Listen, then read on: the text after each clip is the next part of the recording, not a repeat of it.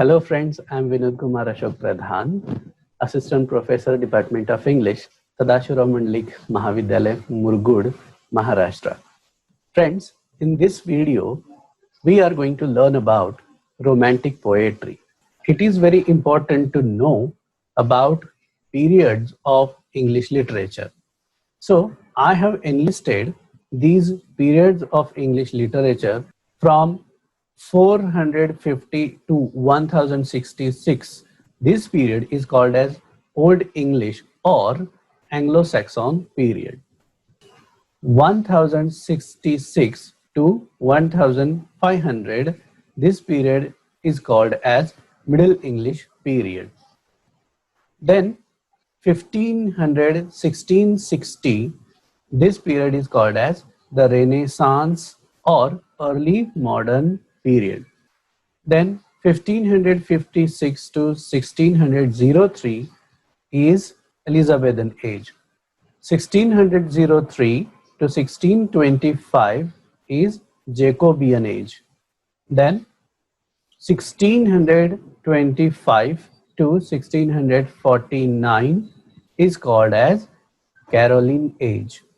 Next, 1649 to 1660 is called as Commonwealth period or Puritan interregnum. 1660 to 1785 is called as the Neoclassical period. 1660 to 1700 is called as the Restoration period. 1700 to 1749 is called as the Augustan age or the age of Pope. 1745 to 1785 is called as the age of sensibility or the age of Johnson. 1785 to 1830 is called as the Romantic period. Now this is the period of English literature. In this video we are going to focus on. 1832 to 1901 is called as the Victorian period. 1848 to 1860 the Pre-Raphaelites. Then 1880 to 1901 is called as Aestheticism and Decadence. Then 1901 to 1914 the Edwardian period. 1910 to 1936 is the Georgian period.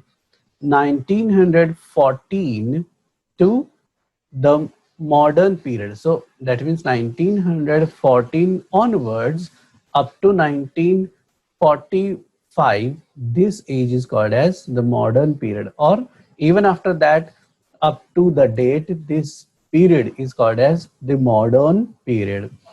But 1945 onwards up to the date, this period is also called as postmodernism. So I hope you have understood what is the period of English literature which is called as the Romantic period. So let's turn to the Romantic poetry that extends from 1798 to 1832. Friends, first let's try to understand what is meant by romantic. If we call a romantic person, then this romantic means someone who is not practical and has ideas that are not related to real life.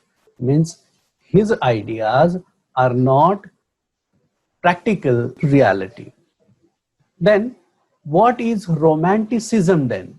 So romanticism means describing things in a way that makes them sound more exciting and mysterious than they really are. So this is the characteristic or feature of the poets, that they find out something exciting and mysterious from those things in reality to which we see, we observe, but we couldn't find that quality the poets could find. So this is called romanticism. According to the Cambridge Advanced Learners Dictionary, romantic poetry means a style of art, music, and literature popular in Europe in the late 18th and early 19th century that deals with the beauty of nature and human emotions. So that literature is called as romantic literature. Once again, try to understand that which period is very important. So you can see here that 1700 onwards, we find here that 1798 to 1832 means this is called as late 18th and early 19th century. Now, try to understand other definitions by some renowned authors. Peter, he says, the addition of strangeness to beauty means beauty is already there, and these romantic poets add some strangeness to that beauty. That is why it is called romantic poetry. The desire of beauty being a fixed element in every artistic organization, it is the addition of curiosity to this desire of beauty that constitute the romantic temper. All those artistic features that add beauty to the poetry by romantic poets is called romantic poetry. Friends, it is very important for us to remember some key words to understand romantic poetry. Curiosity and beauty are the important elements in a romantic poetry. Then first intellectual and other emotional. Now, if you see here, curiosity deals with the talent or intellect of the poet, and beauty is an emotional element. So romantic poetry is the combination of curiosity and beauty. Means it is a combination of intellect and emotions. Friends, these are some more qualities of romantic poetry. That romantic poetry is considered liberalism in literature, means freedom in literature. Romantic poetry is a subtle sense of mystery and exuberant intellectual curiosity and an instinct for the elemental simplicities of life. So this is very important that as a poet, one should have a natural instinct to see some special things in simple elements in our life. Then romantic poetry is free from rules and regulations, leaves its pursuers free from their romantic fancy. Generally, romantic poet or any other poet has freedom from rules and regulations. Romantic poetry paves the way for wonder, delight, a new way of looking at life. Yes. So this is one more feature of romantic poetry, that it paves the way for wonder. The romantic poetry makes us to surprise, and that surprise gives us a delight, because in day-to-day life we look at a particular thing but we find that delight as the poets find through their instinct.